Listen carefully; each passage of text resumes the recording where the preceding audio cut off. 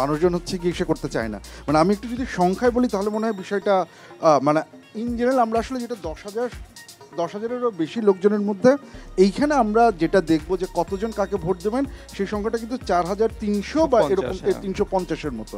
তার মানে আমরা যেটা বলছি সেটা কিন্তু 4,350 জন লোকের মন্তব্য যে তারা কাকে ভোট দিচ্ছে। এটা স্বাভাবিক। মানে এখানে কয়েকটা ব্যাপার আছে, যে কথাটা বললেন এটা খুব গুরুত্বপূর্ণ। এই মোমেন্টে আমি এই দলকে ভোট দেবো তার মানে যে আজকে থেকে 5 মাস পরে আমরা সেই একই দলকে ভোট দেবো সেটা কিন্তু এটা ইন্ডিকেট করে না, নাম্বার 1। নাম্বার 2 হচ্ছে গিয়ে যে এই যে যারা রিভিল করছেন না এর মধ্যে হচ্ছে কি একটা ফ্যাকশন, এটা ইম্পর্টেন্ট, এটা প্রত্যেকটা একসাথে আমরা দেখেছি।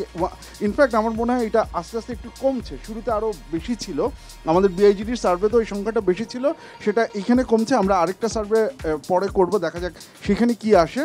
থার্ড যেটা এখানে কিন্তু এগেইন আমরা একদম শুরুতে যে কথাটা বলেছিলাম যে শাই ভোটার বা সোশ্যাল ডিসেবিলিটি বায়াসের যে ফ্যাক্টরটা সেটা কিন্তু এখানেও কাজ করবে। মানে যিনি রিভিল করছেন তার প্রেফারেন্স, তিনি আসলেই যে যাকে ভোট দেবেন সেটা রিভিল করছেন কি না সেটাকে অ্যাড্রেস করার একটা ব্যবস্থা এখানে রেখেই কিন্তু আমাদের চিন্তা করতে এইটা আমরা যখন বিআইজিডিতে সার্ভে করেছিলাম তখনও আমরা এটা আইডেন্টিফাই করার চেষ্টা করেছিলাম।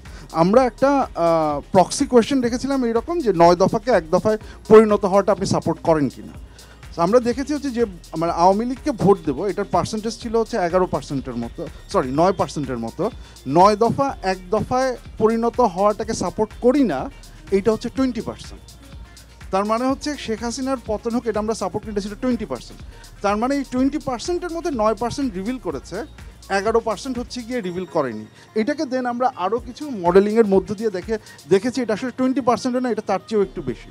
এই ফ্যাক্টরগুলো সার্ভেতে থাকে। আমরা এটা এবং আই এম শিওর দ্যাট রুবাইয়াতটাও এটা করেছেন, এটার বেসিসে সে অ্যানালাইসিসটা করবেন।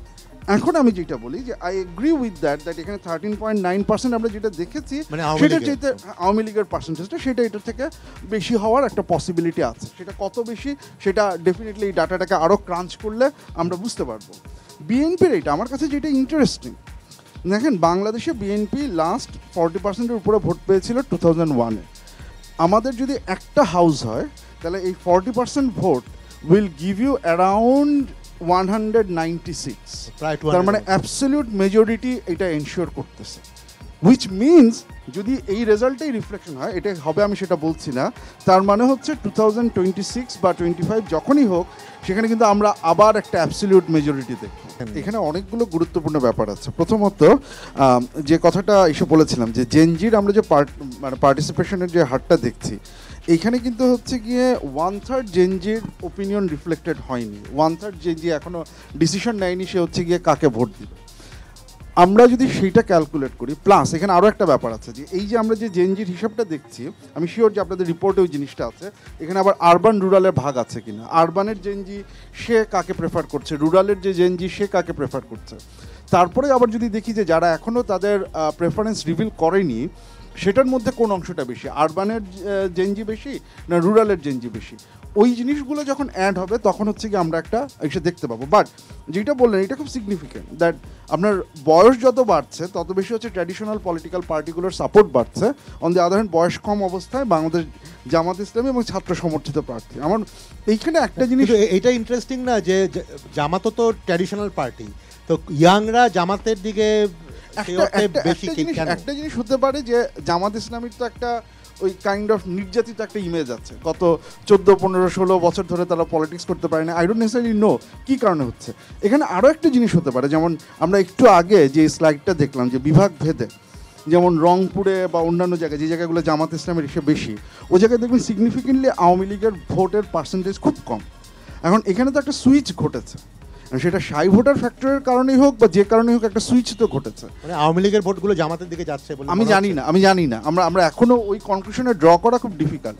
একটা হতে পারে যেতে পারে, অথবা আরেকটা হতে পারে শাই ভোটার যে সে আওয়ামী লীগের ভোট দিবে বা দেওয়ার ইচ্ছা থাকলেও সে নিজেকে আইডেন্টিফাই করছে জামাতের ভোটার হিসেবে, সেটাও হতে পারে। We don't necessarily know about that যে কী ঘটনাটা ঘটছে। যেটা আমরা জানি যে একটা significant chunk of Gen Z voter এখনও আনডিসাইডেড বা তার ডিসিশন হচ্ছে গিয়ে রিভিল করে নাই, তার লোকেশনটা কোথায় সেটা ইম্পর্টেন্ট, এবং সেই অনুযায়ী হচ্ছে গিয়ে আরেকটা মানে আরও একটা ইম্পর্টেন্ট ফ্যাক্টর আসবে। সেকেন্ড আরেকটা জিনিস একটু বলতে চাই, নতুন যে পার্টিটা আছে এটা একটু আগে এইসব বললেন যেটা যে 5.7-এ আমার মনে হয় যে we have to wait a little bit যে এই পার্টিটার বেইজ আসলে কত যায়। এইটা মনে হয় পার্টির জন্য খুব একটা খারাপ বিষয় না, যে আমি যখন মাত্র শুরু করছি আমার কোনো আইডেন্টিটি নাই, কারণ সার্ভেতে কোয়েশ্চেন করা হচ্ছে ছাত্র সমর্থিত নতুন পার্টি, তখন হচ্ছে কি আমার একটা 5% বেস আমার অলরেডি আছে, যে 5% বেস জাতীয় পার্টির চাইতেও বেশি এতদিন রাজনীতি করার পরও। কোয়েশ্চেন হচ্ছে যে তারপরে এই পার্টি তার বেসটাকে বাড়াতে পারে কিনা।